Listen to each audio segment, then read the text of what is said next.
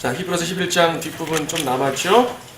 히브리서 11장 뒷부분 더 하고 이제 시간 되면 12장도 들어가도록 하겠습니다. 함께 기도하고 시작하겠습니다. 위대하시고 거룩하신 주 하나님, 오전에도 귀한 은혜 주시더니 오후에도 하나님의 귀한 말씀의 은혜를 주시기 위해 이 자리에 저희들을 불러 모아 주셨습니다. 하나님 말씀이 우리들에게 더욱더 역사하기 원합니다. 저희들 더욱더 겸손한 마음으로 이 자리에 앉아 있습니다. 저희들의 아집과 저희들의 교만과 저희들의 불신, 이런 모든 것들을 예수 그리스도의 십자가 아래 다 내려놓사오니 오직 주님의 보혈로 정결케 하시고 또 십자가의 은혜로서 저희들을 지켜주시고 하나님의 말씀 가운데서 성장케 하여 주시옵소서. 말씀 우리에게 양식이 되게 하시고 또한 무기가 되게 하셔서 영적 전쟁에 승리케 하시며 이 시간 배우는 하나님 말씀의 모든 오묘하고 귀한 진리들을 깨달아 알아서 장성한 분량에 그리스도의 장성한 분량에 이룰 수 있도록 도와주시옵소서. 주 예수님의 이름으로 기도드립니다. 아멘. 자, 11장 이 30절부터 볼 차례죠. 지난 시간에 모세까지 본 것 같습니다. 30절, 믿음으로 그들이 7일 동안을 돌았더니 여리코의 성벽이 무너졌느니라. 자, 여호수아죠. 믿음으로 창녀 라합은 정탐꾼들을 평안히 영접함으로 믿지 아니한 자들과 더불어 멸망하지 아니하였도다. 자, 여호수아서에 관련된 많은 전장들이 있습니다만은 그 중에서 여리코 성을 무너뜨린 부분에만 핵심을 맞추고 있고요. 특히 창녀 라합이 등장합니다. 여호수아와 라합, 얼마나 대조되는 사람입니까? 여호수아는 하나님의 위대한 군대 대장이었습니다. 모세의 뒤를 이어서 신실하기도 했지만 용맹한 하나님의 일을 직접 맡은 위대한 대장인데, 그에 반해서 대조되는 창녀 라합, 얼마나 비천한 여인입니까? 죄인이고. 그런데 하나님께서는 이 둘을 대조시켰다기보다도 문장으로 대조시켰죠. 하지만 이 둘을 같은 선상에 놓으신 것이에요. 지금 같은 믿음의 선상에 놓으셨다는 것. 하나님 안에서 누가 조금 더 의인이고 누가 조금 더 죄인이죠? 저는 가끔 거룩할 때 그렇게 표현을 합니다. 복음 열 때 그런 말을 씁니다. 사람들이 생각할 때 선한 사람은 구원받고 악한 사람은 지옥 간다 그러는데, 도대체 얼마나 착해야 구원받고 얼마나 악해야 지옥 가는 말이죠. 조금 더 선하면 천국 갈 만큼 충분합니까 이거죠. 죄를 몇 개 더 지면 지옥 갈 것 같습니까? 하나님 앞에 그것은 큰 의미가 없다는 얘기죠. 하나님 앞에 모두가 죄인입니다. 예수님 오셨을 때, 초림 때 바리새인들이 예수님이 죄인들과 더불어 식사하시니까 왜 저 사람은 죄인과 함께 어울려? 라고 말했지만, 예수님 보시기에 죄인 아닌 사람은 어차피 한 명도 없는 거예요. 예수님이 죄인과 어울리지 않고 의인과 어울리시기 원했다면 주님은 이 지상에서 한 명과도 교제할 수 없는 것입니다. 어차피 바리새인을 만나건 왕을 만나건 비천한 사람을 만나건 죄인인 건 마찬가지죠. 그래서 자기 자신이 죄인임을 인정하는 게 중요한 것이지, 조금 더 선하고 조금 더 악하고 하나님 앞에 큰 의미가 없습니다. 문제는 아무리 악한 사람도 믿음으로써 의인의 자리에 올라올 수 있는 것이고, 여호수아 같이 아무리 강성하고 위대한 사람이라도 많은 믿음이 없었으면 그는 이 자리에 설 수가 없는 것인데, 역시 믿음으로 이 자리에 섰다는 얘기입니다. 자, 여호수아뿐 아니라 그 모든 이스라엘 백성들의 믿음이라고 볼 수 있겠죠. 7일 동안 돌았더니 성벽이 무너졌어요. 생각해 보세요. 하루에 한 바퀴씩 돌고 마지막 날 7번 돌고 세상들이 나팔 불고, 이게 뭐가 대단하다고 무너집니까? 어떤 사람들은 이게 나팔 소리와 백성들의 소리가 갑자기 주파수가 맞아떨어져서 여리코 성에, 그건 말도 안 되는 소리 하지 말라고 그래요. 여리코 성이 얼마나 두꺼운 성이었대요. 당시요 BC 1500년, 그러니까 지금부터 3500년 전에 우리나라에서는 고조선 시대 어쩌고저쩌고 하는 그런 시대에, 그 곰이 그 여자가 돼서 결혼했다 이런 전설을 넣는 그런 시대에 이곳에는요 엄청 두꺼운, 두께가 2m나 되는 성벽, 그리고 라합이 성벽에 살았다고 그러거든요. 성벽에 방이 있는 거예요. 그러니까 성벽에 살할 정도 되면 성벽 얼마나 두꺼워야 되겠어요. 또 내벽, 외벽 있는 성입니다. 이 BC 1500년에, 그러니까 지금부터 3500년 전에. 그러한 곳이 여리코입니다. 도저히 무너질 수가 없는 거죠. 하나님만이 무너뜨릴 수 있는데 이들은 믿음으로 순종해서 무너뜨렸다는 얘기입니다. 라합 어떤 사람입니까? 정말 창녀예요. 단순한 기생 아닙니다. 창녀입니다. 그런데 하나님께서 그 여인의 믿음 보셨어요. 어떤 믿음을 보셨습니까? 이 사람의 이 라합의 믿음이 어떤 것이었습니까?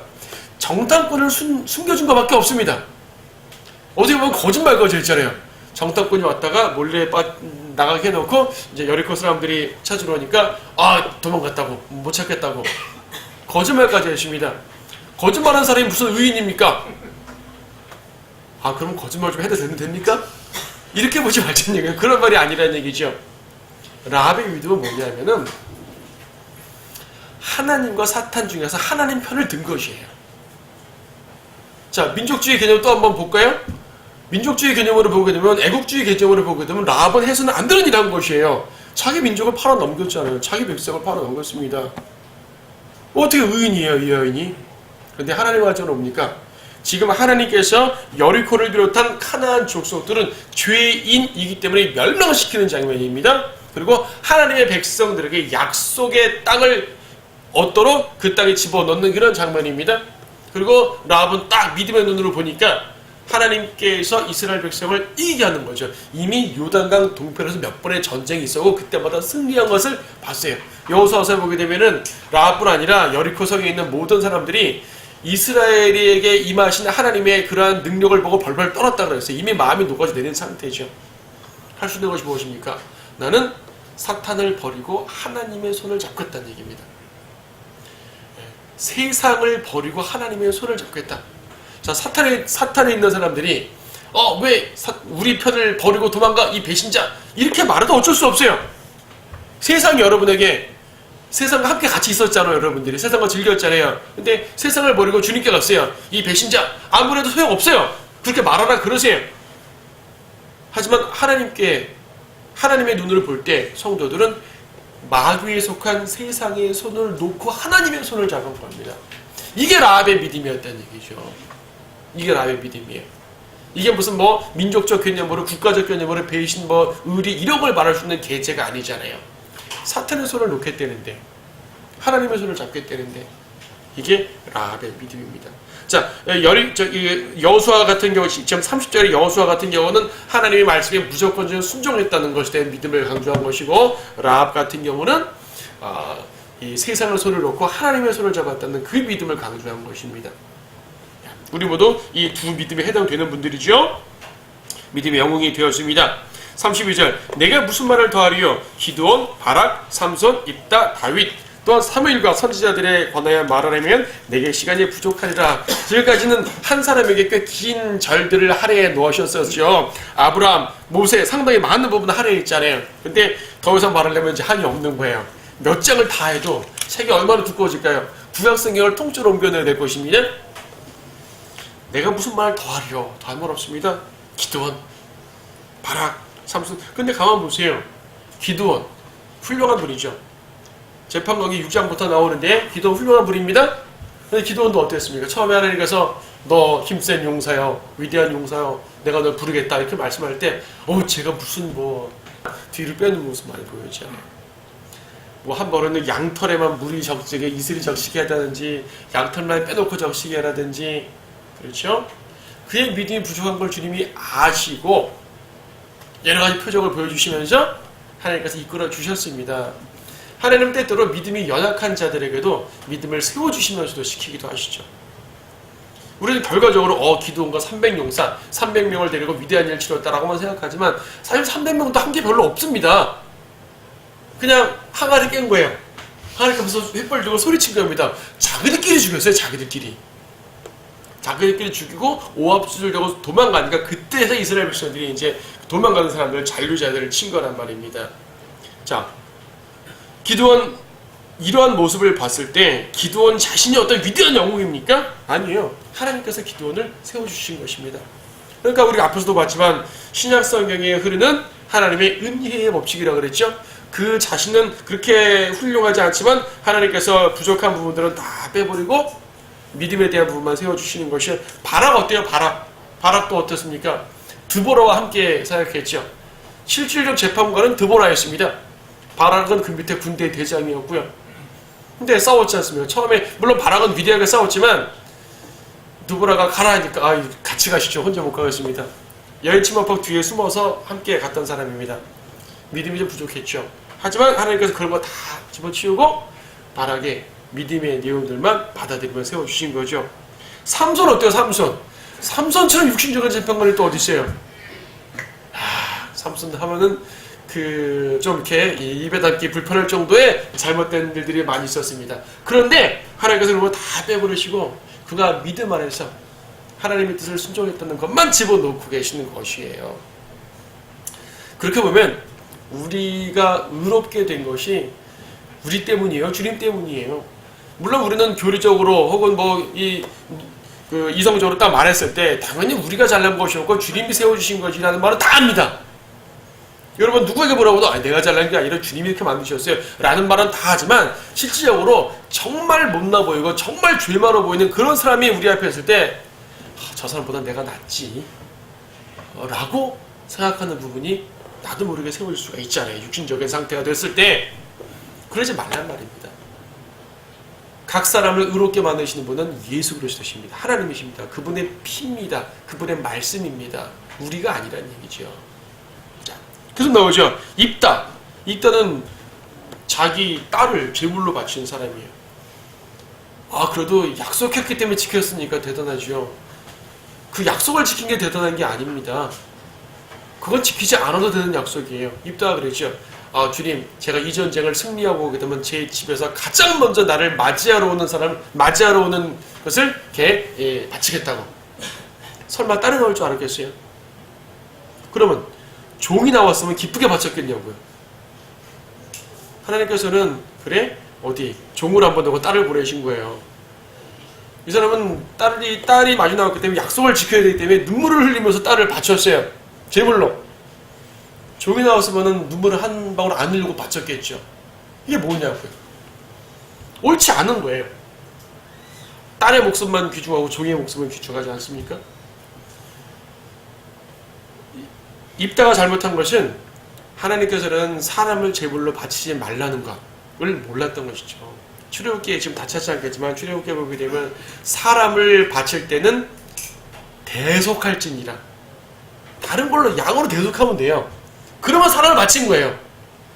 구약에 첫 아들을 바치라는 말 많이 있잖아요. 첫 아들을 어떻게 일일이 죽여 바칩니까? 양으로 바치면은 첫 아들 바친 걸로 받아주시는 거죠. 그걸 몰랐습니다. 왜 몰랐어요? 입다가 살았던 그 요단강 동편 지역들은 암몬 족속, 모압 족속, 그들의 신에게 자기 자녀들을 바치는 풍습이 있었단 말이에요. 그걸 보고 자란 사람이에요. 자, 부족한 점들이죠. 근데 하나님은 그런 걸 보시지 않는다는 얘기죠. 히브리서에서는 위대한 것만 말씀하죠. 제가 이렇게 설교하게 되면 제가 좀 마음이 그렇습니다. 하나님께서 지금 위대한 것만 집어넣으셨는데 제가 억지로 잘못을 들추고 있단 말이에요. 그래서 이것을 이렇게 설교해도 되나 걱정스럽긴 하지만 한편으로는 하나님께서 그러하신 분이다. 그런 사람의 그러한 못난 부분에도 불구하고 주님은 은혜로 감싸주신다 라는 걸 말씀드리고자 하는 것입니다. 우리도 마찬가지죠. 마찬가지입니다. 다윗, 사무엘, 선지자 할 말이 무슨 말이 많겠죠. 33절 그들은 믿음을 통하여 왕국들을 정복하기도 하고 의를 이루기도 하며, 자, 다윗 같은 경우는 믿음을 통해 왕국을 정복했죠. 여호수아도 마찬가지고요. 약속들을 받기도 하고 사자들의 입을 막기도 하며, 사자들의 입을 막은 사람은 일단 우리가 딱 기억나는 게 다니엘입니다. 다니엘 6장 보게 되면 다니엘은 모함을 받아서 사자굴에 들어갔는데 하나님과 사자들의 입을 탁 막아주셨죠. 사자들이 배가 안 고파서 다니엘을 안 먹은 게 아니에요. 사자들은 배고팠나 봅니다. 그래서 다니엘을 꺼내주고 그 모함자들을 집어넣는 순간 그들이 땅에 닿기도 전에 사자들이 뜯어먹었다고 했잖아요. 사자들 배고픈 거예요. 다니엘을 막아주신 거죠. 사자들의 입을 막아주신 거죠. 여기서 문자적인 사자들의 입을 막았다는 말도 되고, 또 사자같이 으르렁대면서 죽이려고 하는 그런 이방인들을 막았다는 말도 될 수, 이중적으로 쓰일 수 있는 표현이겠죠. 다니엘이라고 말한다면은 지금 32절에 다니엘이라는 이름은 없습니다. 하지만은 사자들의 입을 막았다는 말을 통해 다니엘을 등장을 시킬 수 있겠죠. 사실 이 믿음의 영웅들을 쭉 말할 때 다니엘을 뺀 게 좀 이해가 되질 않아요. 다니엘은 하나님께서 에스겔서에 보게 되면은 이 의인이라고 말하는 3명 중 1명이거든요. 노아, 욥, 다니엘. 세 명의 의인 중에 한 명으로 표시되는데 이름 없잖아요. 대신 다른 사람들은 이름만 말했는데요. 다니엘은 이름 대신 그의 위대한 모습을, 한 장면을 보여주신 거죠. 다니엘서 6장에 한 장면을 보여주면서 그 믿음이 어떻게 보상받았는지를 눈앞에 증거를 드러내 주신 것입니다.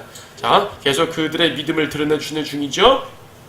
34절, 불의 세력을 소멸시키기도 하고 칼날을 피하기도 하며, 불의 세력을 소멸시킨 대표적인 사람은 다니엘의 세 친구 사드락과 메삭과 아벳느고가 딱 떠오르죠. 여기 이름은 언급되지 않으시면은 그런 모습이죠.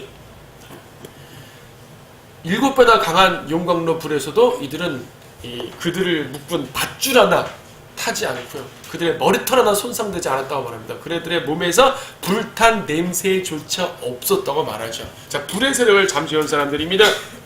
칼날을 피하기도 하고 연약함 중에 강하게 되기도 하고 전쟁에서 용맹스럽게 되기도 하며 외적들을 폐주시키기도 하며, 여자들은 그들의 죽은 자들을 다시 살려받기도 하고, 엘리사 시대에 그 여인은 이제 자기 아들 죽었다 살아났잖아요. 그렇죠?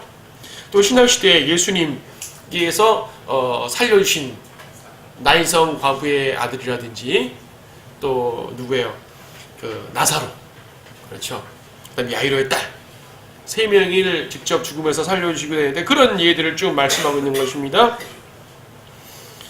어떤 사람들은 고문을 당하면서도 굳이 면허를 하지 않았으니 이는 그들이 더 좋은 부활을 얻고자 함이라. 여기서 쭉 이어지는 34절, 35절, 이들이 박해 가운데서도 믿음을 지켰다는 이 모습은요, 히브리서 11장의 문맥적으로는 구약 성도들에 대한 모습이죠. 믿음의 선진들, 우리 믿음의 이제 우리 앞서 믿었던 그런 분들을 말하는 것이지만은, 가만 보게 되면 이러한 고난들은 교회 시대의 내용들이기도 합니다. 그렇죠? 교회 시대의 내용들이기도 합니다. 교회 시대, 중세 시대 카톨릭의 그 서슬퍼런 그 통치 속에서요, 마녀, 마법사라는 누명을 쓰고 화영대에서 사라졌던 불꽃으로 사라졌던 분들이 얼마나 많습니까? 우리 침례교도들도 마찬가지고요. 또 로마 시대는 어땠고요? 지금까지도 이슬람 세계, 공산 세계 등에서 종교에 박해를 하고 믿음을 박해하는 수많은 곳들에서 비슷한 일들이 최근까지도 많이 이루어져 있었던 것을 보는 것이죠. 우리나라에도 과거 복음의 문이 열리기 전까지 간헐적으로 복음이 전파됐을 때 많은 박해가 있고 사람들이 죽었던 것을 기억합니다. 그런 것들은 모두 그들이 더 좋은 부활을 얻고자 함이라 라는 말입니다. 더 좋은 부활, 더 좋은 부활. 왜 더 좋은 부활이죠? 두 가지 의미가 있습니다. 첫째로는요, 여기서 더 좋은 부활은 기본적으로 부활은 두 종류죠. 여러 종류의 부활을 말하지만 큰 관점으로 말하면 두 종류의 부활이에요. 생명의 부활과 정죄의 부활. 생명의 부활 중에서 좀 나누긴 하죠. 구약성도의 부활, 신약성도의 부활 나누긴 하지만 결과적으로 생명의 부활 아니었어요? 생명의 부활입니다. 그리고 정주의 부활, 저주의 부활이 있습니다. 더 좋은 부활이라는 것은 생명의 부활을 말할 수 있겠죠. 생명의 부활입니다. 하지만 생명의 부활이라고 말하면 그럼 이들이 이렇게 행위를 통해서 생명의 부활을 얻어야 된단 말인가? 믿음이 아니라 행위를 통해서야 라고 생각할 수 있겠죠. 물론 구약에는 율법이라는 행위가 필요하니까 구약적 관점으로 보게 되면 그것도 맞아요. 하지만 또 하나 신약적 관점으로 보게 되면은 더 좋은 부활이라는 것은 같은 생명의 부활 내에서 어떤 것일까요? 여러분 똑같이 부활합니다만은 어떤 분들은 생명의 면류관을 쓸 것입니다. 순결하잖아요. 평상시 믿음이 참 좋아서 주님을 위해서 봉사 많이 했지만 이 사람은 박해도 받지 않고 순교한 경험이 없어요. 하지만 예수님의 피로 구원받고 주님을 위해서 많은 일을 했기 때문에 주님은 그에게 나름대로 보상을 주실 것입니다. 그러나 누군가는 어땠습니까? 정말로 순교했거든요. 죽기까지는 아닐지라도 죽음 직전까지 갈 정도로 박해를 받았거든요. 그런 분들에게 주어지는 생명의 면류관을 비교한다면 우리의 믿음이 부끄러워지기까지 하는 것이죠. 내가 저분들의 위치에 있으면 내가 이렇게 믿음 버리지 않고 할 수 있었을까? 호기에 넘쳐가지고 난 그럴 수 있습니다. 목에 칼이 들어와도 나는 예수님 배신하지 않을 것입니다. 라고 말은 누구나 할 수 있습니다. 그러나 그때 가보지 않으면 모르겠죠. 감사한 것은 어떤 사람들은 칼날이 무서워서 일시적으로 고개를 숙인 분도 있지만은 그것 때문에 구원을 잃어버리지 않는 게 감사할 뿐입니다. 하지만 구원을 잃어버리지 않을지 모르지만요, 주님께 받는 보상은 다를 수밖에 없죠. 자, 더 좋은 부활을 말할 때 순교자의 보상을 말할 수 있습니다. 계시록 2장 20절에서 죽기까지 신실하면 생명의 멸류관을 주신다고 말씀하셨죠. 이것은 죽기까지 신실한 말이지만 실제로 죽어야 된다는 표현이기까지도 합니다. 자, 어쨌든 소망을 갖게 한다는 사실, 소망이 없으면은 어떻게 우리가 이런 분들이 이런 일을 당하겠습니까? 믿음을 이렇게 생명과 바꿀 정도로 보여주었겠습니까? 36절, 또 어떤 사람들은 잔혹한 조롱과 채찍질의 시련도 받았으며 더욱이 결박당하고 감옥에도 갇혔으며, 역시 구약시대에 또 신약시대에 동일합니다. 오전에 예레미야 얘기를 잠깐 드렸지만 예레미야도 결박당하고 감옥에 갇힌 적도 있었죠. 돌로 맞고 포부를 켜지고 시험을 당하고 칼로 살아되었으며 양의 가죽과 염소의 가죽을 쓴 채 유리하며 궁핍과 고난과 학대를 당했느니라. 돌에 맞아 죽은 것은 성경에도 많이 있습니다. 톱으로 썰어 죽은 예는 성경에 없죠.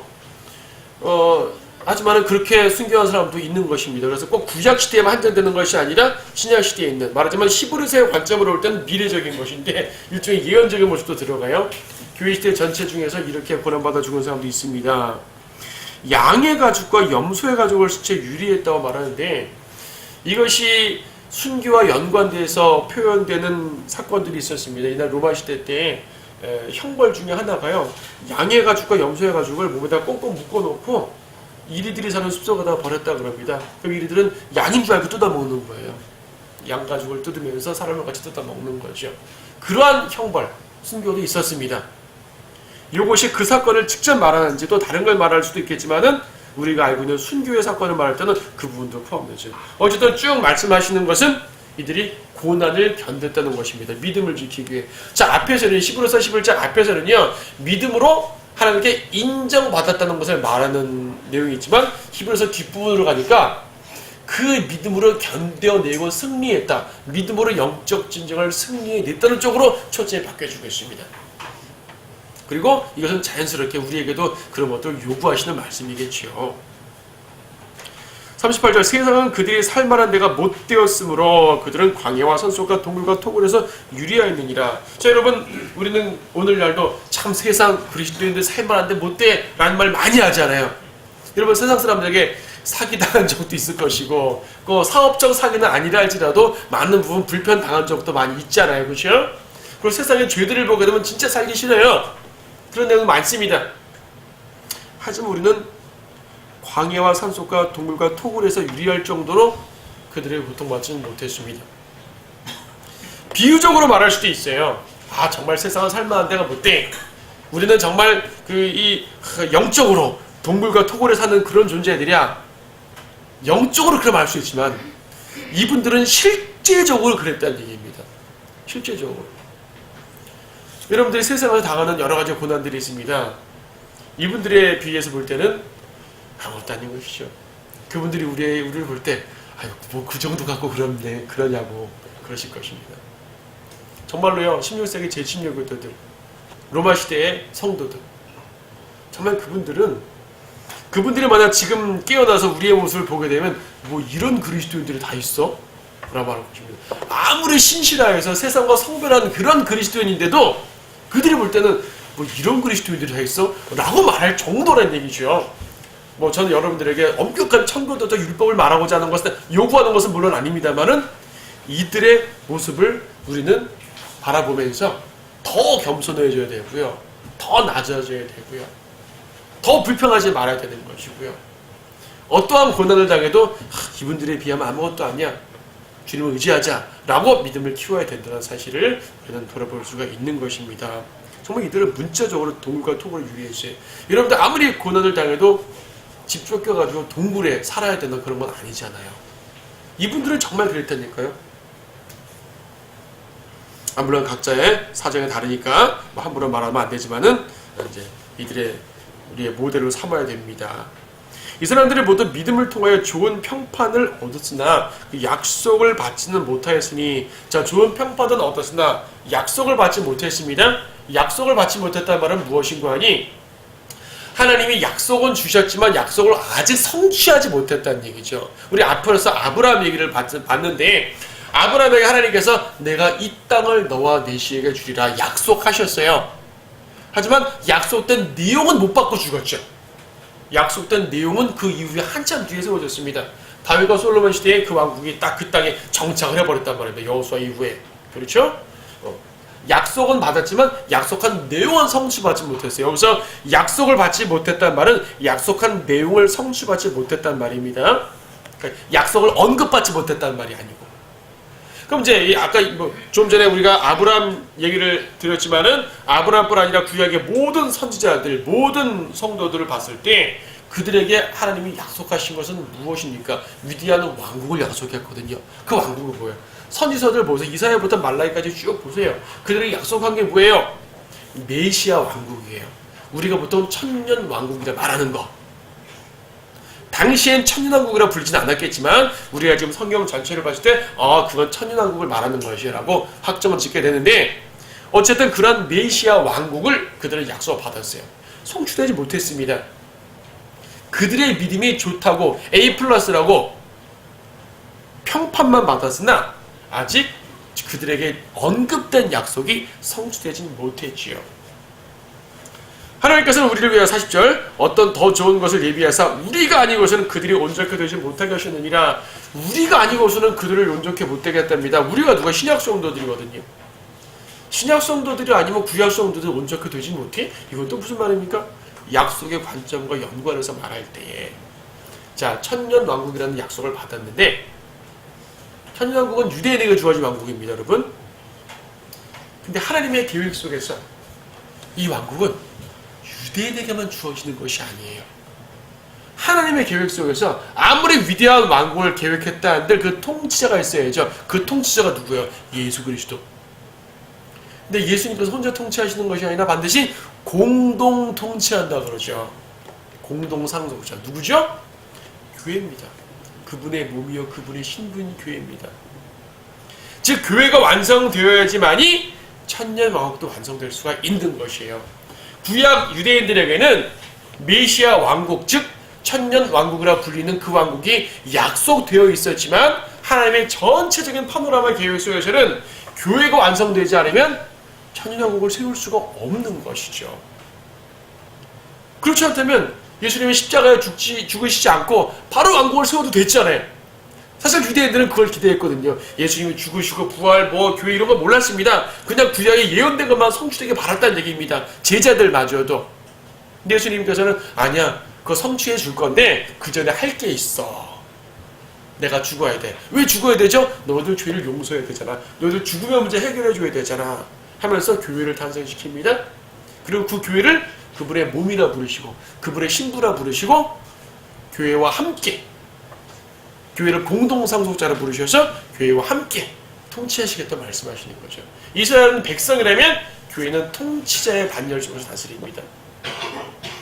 우리가 아니고서는 그러니까 이 전체적인 상황을 말하면 교회가 아니고서는 그리스도의 몸이 아니고서는 천년 왕국도 세워질 수가 없는 것이에요. 그래서 하나님의 이 전체 이 역사적인 파노라마를 보게 되면 초림이 있고 교회 시대가 있고 재림이 있고 왕국이 펼쳐지는 거 아니겠습니까? 안 그러면 바꿔셔야죠. 그래서 우리가 아니고서는 그들이 온전케 되지 못합니다. 그 약속 자체가 온전케 되지 못합니다. 그러면요, 하나님의 전체 이 역사 속에서 하나님의 눈동자, 하나님의 관심을 가장 많이 받는 그 대상이 누구예요? 교회입니다. 물론 이스라엘도 하나님의 눈동자 속에 있습니다. 하나님의 관심이 정말 있습니다. 그래서 오늘날 국제정세 속에서 역사하시죠? 이스라엘이 독립하고 그 이후로부터 계속적으로 재림하실 때까지 역사하실 것입니다. 맞습니다. 세상 나라들에 대해서도 하나님 무관심한 건 아닙니다. 관심을 가지시니까 그들이 죄를 지을 때 벌하시기도 하고 전쟁도 일으키시고 다양하게 주관하시는 거죠. 하지만 그 모든 것들에도 불구하고 하나님의 관심을 가장 많이 받는 존재가 있으니 바로 교회입니다. 그렇다면 교회가 얼마나 주님 앞에 신실해야 되겠냐는 얘기입니다. 여러분, 앉아 계신 여러분 각자 한 분 한 분, 또 이 자리에 없어도 그 그리스도의 피로써 구원받은 이 세상에 흩어져 있는 그 모든 성도들, 그들 각자 한 명 한 명은 예수 그리스도의 눈동자에 가장 귀한 존재들입니다. 그런데 왜 그리스도인들이 하나님께 신실하지 못해야 되고 성도들끼리 서로 간에 갈등을 일으켜야 됩니까? 진리 안에 올바로만 있으면 그럴 일도 없는데 그렇지 못하기 때문에 여러 가지 문제들이 생기는 거 아니겠습니까? 진리를 위해서 서로 성불할 때도 있는 것이고 진리를 위해 같은 교회 내에서도 박해받을 수 있는 것이고 교회라 불리는 다른 집단들을 통해서요. 가톨릭, 개신교 수많은 그런 일이 있었죠. 자, 하지만 이 모든 것들을 주님이 얼마나 안타까워하시는지를 기억하셔야 돼요. 그렇다고 무턱대고 화해하자 말할 수 없어요. 무턱대고 주님 사랑하시니까 우리는 싸우지 맙시다. 에큐메니칼 이건 또 아니죠. 그건 진리를 배격하고 서로 살아가는 거니까 그것도 인본주의 사랑이에요. 그건 주님 원하지 않아요. 그보다는 성배는 나고 그보다는 갈등이 차라리 나요. 다만 주님께서 나를 그렇게 살펴보신다면 내가 그 눈동자를 어떻게 쳐다봐야 될 것인가. 나를 때로는 은혜로운 눈동자로 때로는 그 무서운 눈으로 보실 거 아니겠어요? 그 눈을 내가 쳐다볼 수 있을까? 그 반응은 어떨까? 나는 어떠한 눈으로 그분을 봐야 될까? 엄마가 아이를 안고 딱 쳐다볼 때 아이가 그 눈을 맞추면서 웃어주는 그러한 모습이 내가 주님 안에 온전한 반응이 되는 모습인가? 주님이 나를 바라보실 때는 어떻게 그분을 바라봐야 될 것인가? 이것이 우리의 과제라는 얘기입니다. 그러니까 잘하고 계시겠지만 더욱더 하셔야 된다는 얘기죠. 조금만 더 하죠. 12장 들어갑니다. 그러므로 이처럼 많은 구름 같은 증인들이 또한 우리를 둘러싸고 있으니 자 그러므로 11장에 있는 내용을 받아서 말하는 겁니다.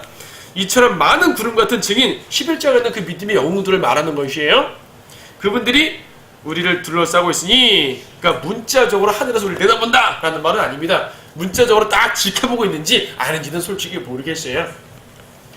위에 있는 분들이 일일이 다 지켜볼까? 아니까 교리적으로 말할 수 없습니다. 여러분 교리적으로 말할 수 없어요. 한편으로 생각하면 안식을 취하러 올라갔는데 일일이 내려다보면 그게 그분에게 안식이 될까? 이 땅에 이 더러운 것들을 보게 되면 안식이 될까? 이렇게 말할 수도 있고 또 이제 위에서 성도들을 응원한다고도 볼 수 있겠죠. 자 이거는 교리적인 설명이 아니라 영적으로 상정을 하자는 말입니다. 우리를 둘러싸고 있어요. 우리 또한 모든 무거운 것과 쉽게 에워싸는 죄를 벗어버리고 인내로 우리 앞에 놓인 경주를 하자. 구름 같은 증인들이 둘러쌌다는 그 묘사는 우리의 믿음의 삶을 경주라고 비유하는 그 장면이군요. 그 장면입니다. 경기장에서는 관중이 없는 경기는 없잖아요. 관중이 없으면 참 재미없죠. 야구 시합을 하는데 관중들이 2명밖에 없어요. 그럼 재미없잖아요. 여기서 말하는 경주는 일단 이렇게 우리가 달리기를 비유할 수가 있겠죠. 성경에서도 달리기를 비유하는 장면이 많이 나오니까. 자, 경주랍니다. 많은 구름 같은 증인들이 에워싸고 있습니다. 이 장면을 영적으로 적용하게 되면 비유적으로 보게 되면 응원을 하는 것이죠. 힘내라 힘내라. 믿음의 경주를 하다 보게 되면 넘어질 때도 있잖아요. 일어서 괜찮아 그런 말 하죠. 빨리 일어서야죠. 주저앉아 있으면 안 되죠. 그렇죠. 계주 선수가 넘어졌습니다. 안타깝죠. 하지만 일어나서 또 달리는 선수는 비록 1등 못해도 박수를 받는데 그냥 포기해버리게 되면 끝나는 거잖아요.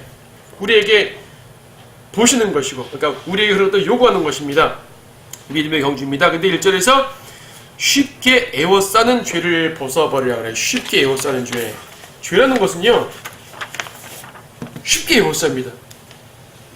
왜 운동선수 주머니에 운동선수 복에 주머니가 없을까요? 일반 추리닝에는 주머니가 있지만 막상 딱 뛰는 경기에 임하는 선수에게는 주머니가 없잖아요.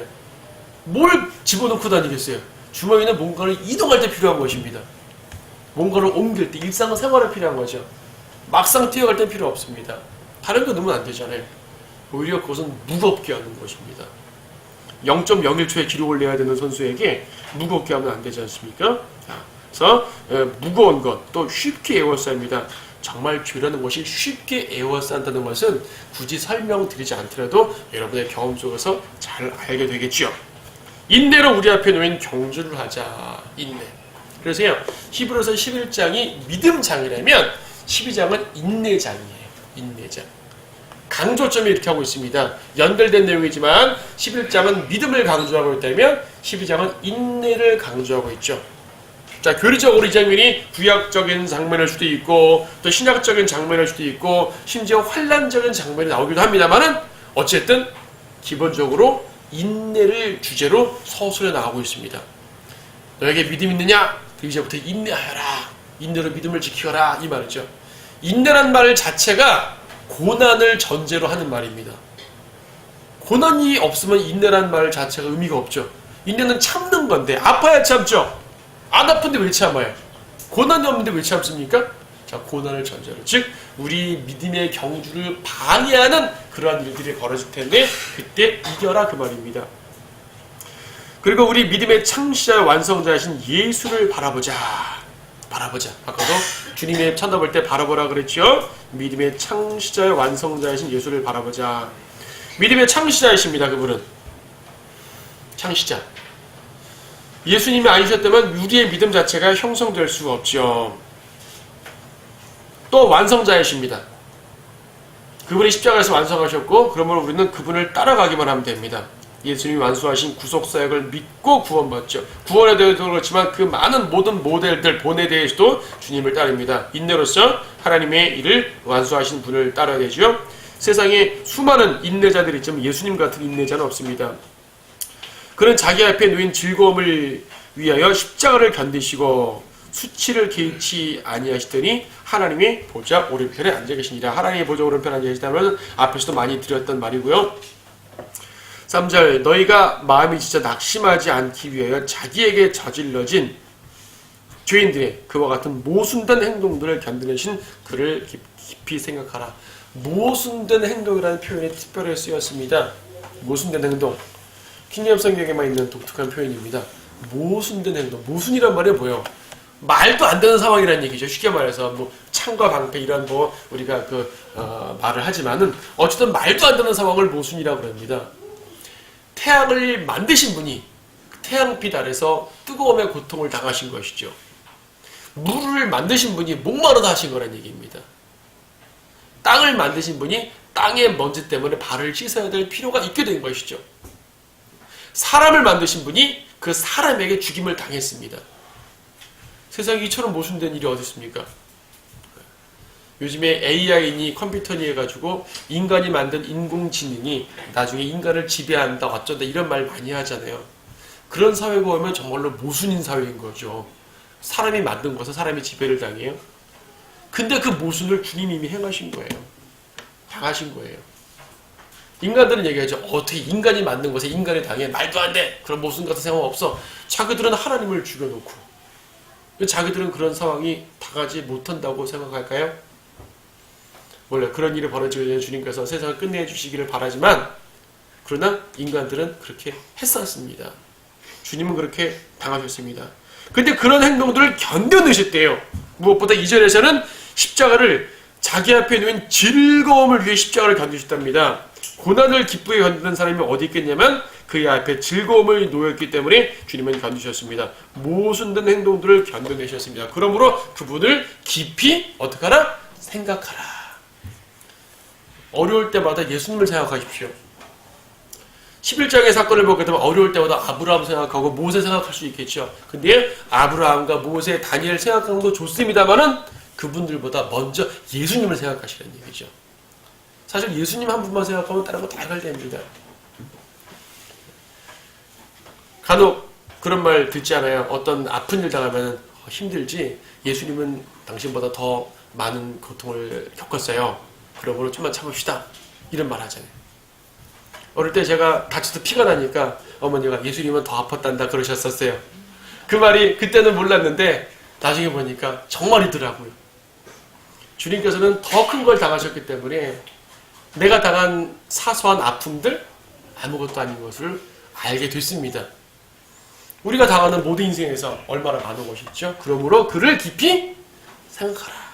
그분이 나를 위해 행하신 것, 고난당하신 것, 또 나에게 베푸신 모든 은혜, 우리를 통해 주신 그분의 영광스러운 모습, 또 다시 오시면 약속하신 것까지 기억하십시오. 그분을 기억하면 모든 게 됩니다. 오늘 여기까지 볼까요? 자, 주님을 기억하라, 깊이 생각하라 라는 것을 결론으로 오늘 말씀하시도록 하겠습니다. 자, 기도하시겠습니다.